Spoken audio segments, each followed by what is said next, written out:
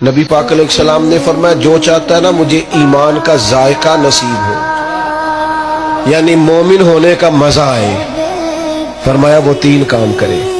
ایک تو ہر چیز سے بڑھ کر رب رسول سے پیار کرے، ایک جس سے بھی پیار کرے اللہ رسول کے لیے کرے، اور تیسرا مسلمان ہونے کے بعد کفر کی طرف جانا اتنا ناپسند کرے جتنا بندہ آگ میں جانا ناپسند کرتا۔ یہ تین چیزیں پیدا کرو، تمہیں ایمان کی مضبوطی نصیب ہوگی، ذائقہ نصیب ہوگا۔ پھر غور کر لیں، ہر چیز سے بڑھ کر اللہ رسول سے پیار کرنا، اور یہ کرنا ہے صرف محفلوں میں نہیں کرنا، صرف نقیبوں خطیبوں نعت خانوں کے سامنے نہیں کرنا، صرف ہاتھ اونچے کر لو دونوں ہاتھ اٹھا لو اسی کا نام محبت رسول نہیں۔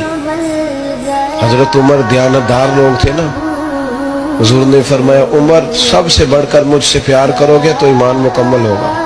سچے لوگ تھے نا، کہنے لگے یا رسول اللہ مجھے آپ ہر چیز سے زیادہ پیارے ہیں، میں تجربہ کر کے آیا ہوں، بچوں سے بھی آپ پیارے ہیں، مال سے بھی آپ پیارے ہیں، برادری قبیلے سے، لیکن مجھے اپنی جان آپ سے زیادہ پیاری ہے۔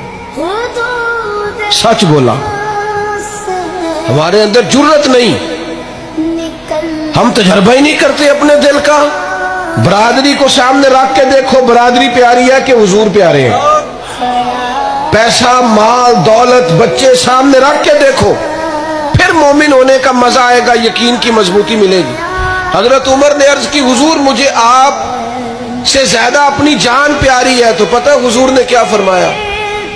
حضور نے جناب عمر کے سینے پہ ہاتھ رکھا، فرمایا ابھی ایمان مکمل نہیں ہوا۔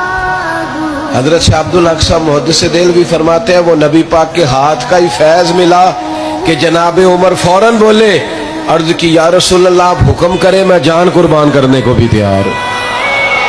فرمایا مکمل ہو گیا ایمان۔